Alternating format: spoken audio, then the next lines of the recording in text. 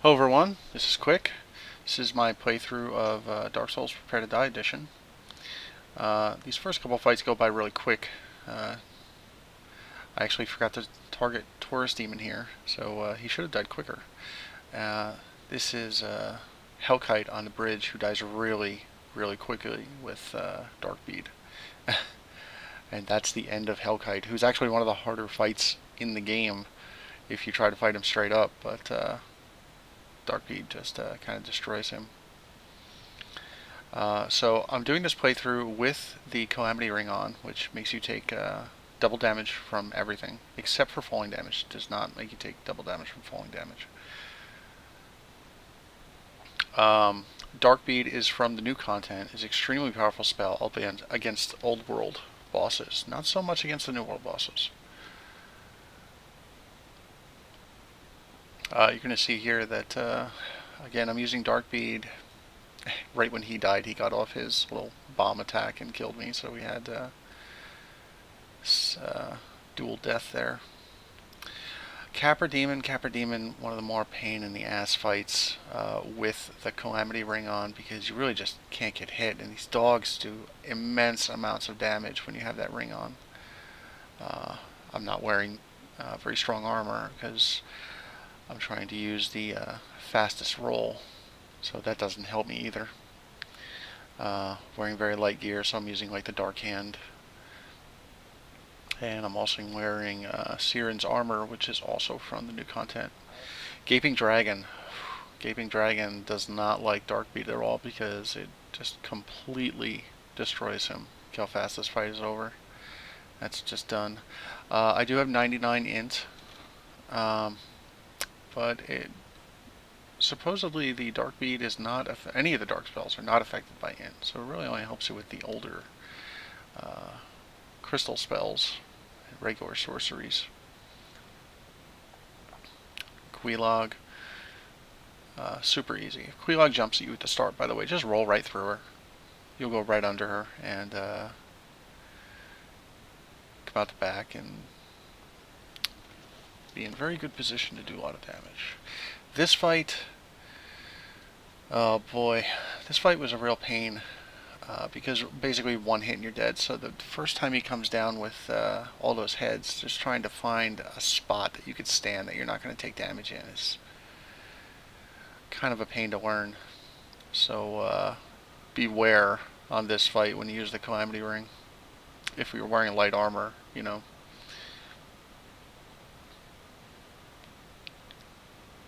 I actually thought this fight was over sooner than it was. That's why I turned around. I wasn't even watching. I didn't use Darkbead on this guy, but it is very effective. I just preferred to go with my old school Soul Spear method, which just totally annihilates the Iron Golem. So I run a stream at twitch.tv/quick1. I play Dark Souls every, currently every Sunday and Tuesday. We'll see how long that goes on for. Currently enjoying the new content. Trying to do some more unique playthroughs, bow only, and I'm trying to do another melee build here soon as well.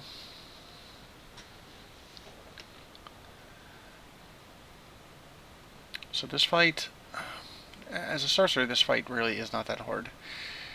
The Homing Crystal Soul Mass will take out Ornstein relatively easily, as long as you can avoid getting hit.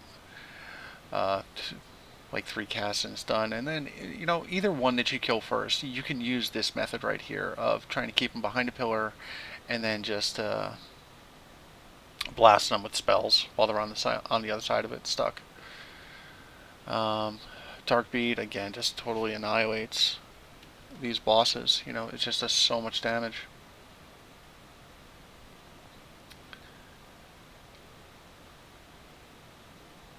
That was probably my least favorite fight in all of Dark Souls right there, just because it was so frustrating.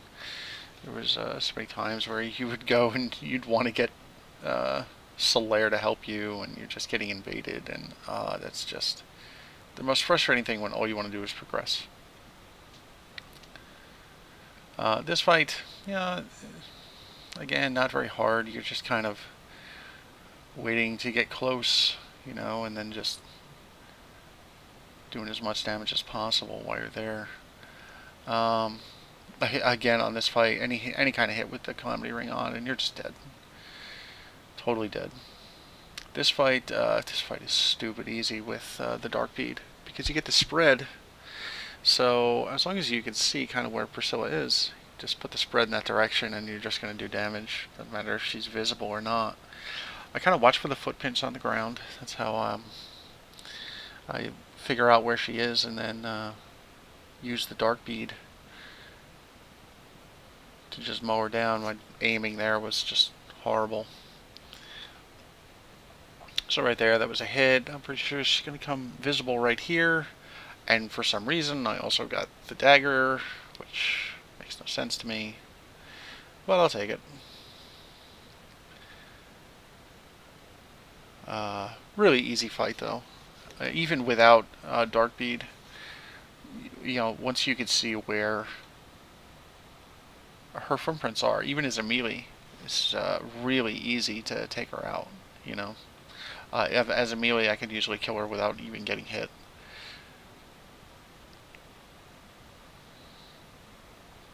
So this is one of the new bosses. This is the first boss of the new content, Sanctuary Guardian. Which, again, with the Calamity ring on, real pain in the ass. Trying not to get hit. It's just so much damage. But again, learn the attacks, and you're good. This is my favorite fight in the game right now. So cool with his attacks, and as a melee, my first playthrough of the new content, it took me forever to kill this guy, trying to learn all his timings and whatnot. Now it's much easier for me. I recently killed him with a bow only playthrough, which was a lot of fun, and he was a super pain in the ass. But again, once you know his timings, he's not that hard. He's going to be hard the first time you fight him, though. I'll tell you that. This next fight, Calamity. It took me 90 minutes to kill this guy on this playthrough. I died and died and died and died and died and died. He was just a real pain in the ass. I had so many problems. This was actually my second attempt to do this entire playthrough. The first attempt I did, I actually forgot to loot the key.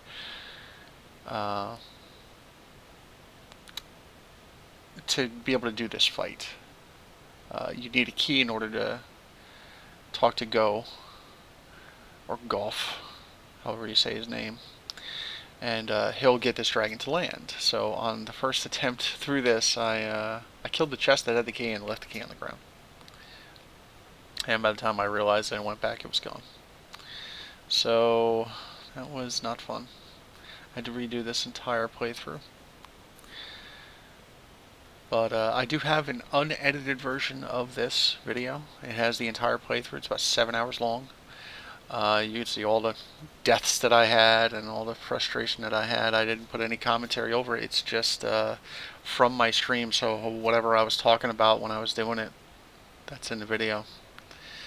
The next fight is Manus. Now, the interesting thing about this Manus fight is you can summon Sif to help you here, like a baby Sif. If you come here in human form, go left as soon as you start, and there'll be a sign on the ground when you're inside the fight, not when you're outside the fight. You can only summon them when you're in it. And Sif will come and help you. Now, he's not the most useful companion. He doesn't do a lot of damage, doesn't distract very well, so, I mean, it's just something cool to see. And you have to save Sif before you can do that, so you have to find him. There's a hidden wall. And Sif is on the ground, kill everything around him, and he's free. And that allows you to summon him here, and it also gets you access to a new scene, which you're going to see shortly. I actually left the scene in this video. So when you go to fight Sif, you get just basically a new intro. which is very cool. I have this silver pendant that you use on this fight. To get the silver pendant, there's an area in the township where there's a message on the ground that talks about light. You have to use a light source there, a lantern or the sorcery spell light. Use that there, a wall opens up, there's a chest inside, and it has the pendant. And if you use the pendant on this fight, it negates his dark attacks, which makes the fight much easier. A lot of these fights are really just about learning the timings, you know. This fight with Dark Bead, you're just kind of throwing Dark Beads out there because he gets close enough that they'll actually hit him. So this is the lower Hydra.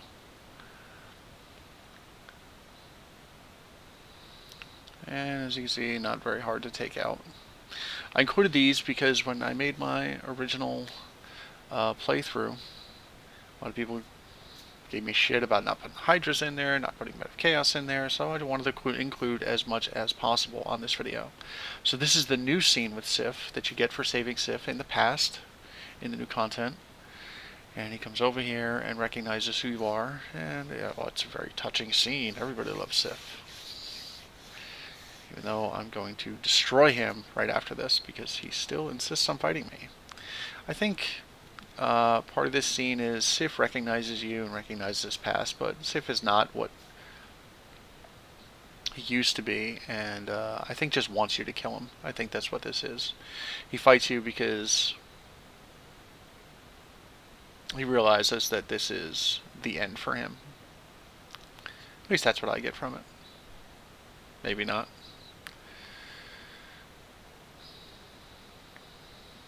But it's pretty cool that they added this. Dark Beat, again, just pretty much destroys Sif.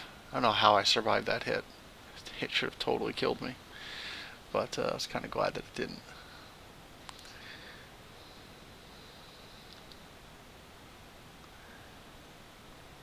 So, you see again, Dark Beat just destroys him. There's the butterfly. Stupid little fight that this is.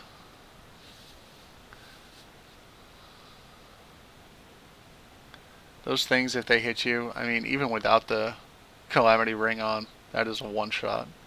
The butterfly is extremely powerful.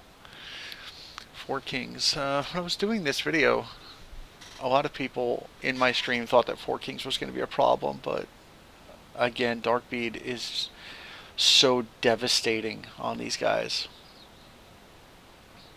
that just not even close to being a problem, you know. I think if they would have did their grab attack, it might have one-shot me. But thankfully they didn't.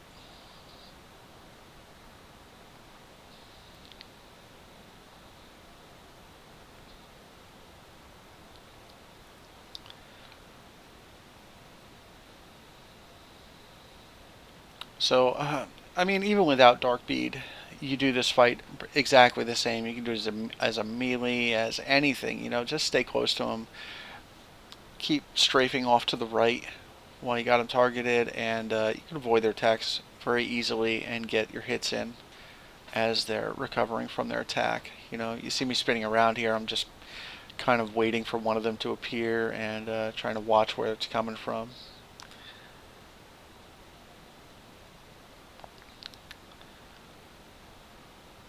But such an easy fight. You know, your first time through this game, 4 Kings is such a difficult fight, you know. But now I really have no problems with this fight anymore. Once you just figure out how they work, you know.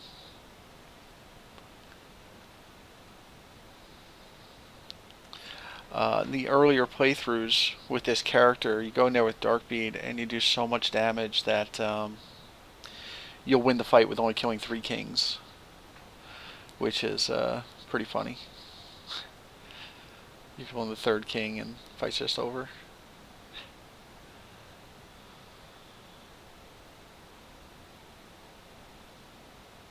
Almost screwed up there toward the end. That wouldn't have been cool. So here's the ceaseless discharge, which a lot of people like to use the suicide method, but I enjoy kind of fighting this guy straight up. It's not that hard. You need to learn the timings on avoiding his little hand that comes down, you know, and he's not too bad. He's a little harder as a melee because you have to do that avoid much more often, but still not all that difficult. So now I'm on my way to Bed of Chaos. This guy, yeah, not too hard. You know, I almost died there. He was going to get that bomb off, and I killed him just before that that attack happened. So lucky me. So Centipede Demon, I like to fight this guy off to the right side. When you first enter, what you do is you just go around the right side, and you'll come across this open area where you just get a lot more room. And I always fight him here. Always. Again, not hard to take down. Even as a melee, really easy. Really easy to kill him without being hit. Bed of Chaos. Bed of Chaos was kind of a nightmare fight for me on this playthrough for whatever reason. I just did not do well. It it was a major pain in the ass for me. I died more on this playthrough, Bed of Chaos, than I've probably died in my last 10 playthroughs combined. I don't know what was going on, but I was just doing terrible. There's such a randomness to this, like this hand swipe right here. So many times you do it, the hand swipe doesn't happen, and then it does, and there's just nothing you can do about it, you know. Not that I've ever seen anyway. Such a poorly designed fight, in my opinion. I like the Dragon God fight so much more in Demon Souls. I thought it was a much better designed fight than this one is. So I like to go this way with jumping over the gap there.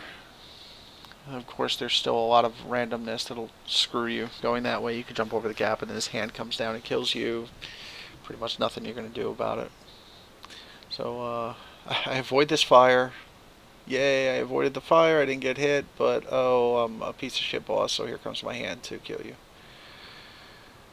Lovely. And then if you watch the full video of this, you'll see that I died like 10 times just trying to do this part right here. It was so embarrassing. I played so horribly. I don't know what was going on. By the time I got here, I was just so fearful of everything. I'm being all too cautious. This was not a fun fight for me on this playthrough. Here comes a bad camera angle.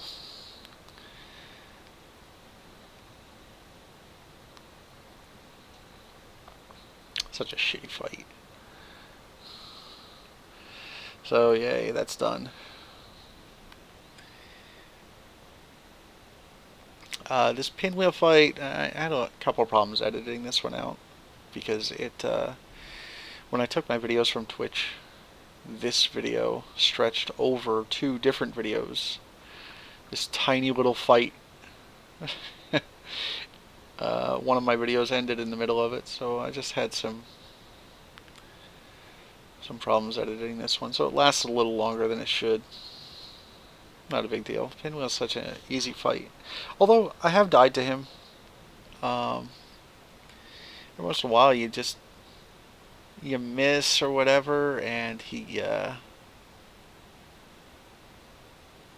gets those fireballs off, and he gets a couple summons off, and they all shoot a fireball at you. You're just dead. It happens. I'm not perfect. So now we got Nito. Not a difficult fight. The hardest part about it is these skeletons. You know, if the skeletons didn't exist, you'd never lose to Nito, right? So what I do is I try and wait for Nito to come to me. I kill the skeletons while I'm waiting. And again, Dark Beat. Just look how devastating that is, you know.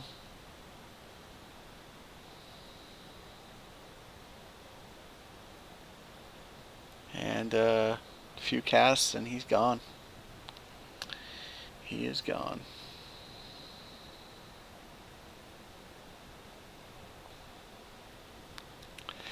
So now we're up to Seath. Seath's super easy fight.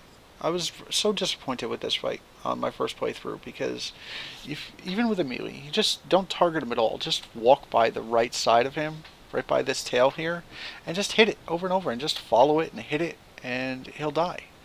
And it's just so easy. Very, very disappointing. So when you're using casting, you just target them and again stay by this right side over here. And one of the problems, I lost my target there for whatever reason. So camera angle got all screwed up.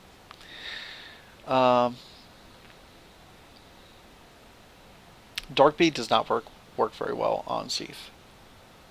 Not very effective whatsoever because it's still a sorcery and he takes a lot less damage for sorcery. So Soul Spear and you're good. And here we go with Gwyn. This is the last fight. For some reason he's really stupid. You summon your Soul Spear, he always jumps to the right and then walks into it, and you summon another one and he walks to the right and he walks into it. Not a difficult fight when you're a sorcerer. But I hope you enjoyed this video. I hope you come to my stream, check me out, twitch.tv/QIK1. I'll be making more videos from Dark Souls and throwing them up here for you guys. So I hope you enjoyed this one. It was extremely stressful to make. This playthrough was not easy, but I'll see you next time.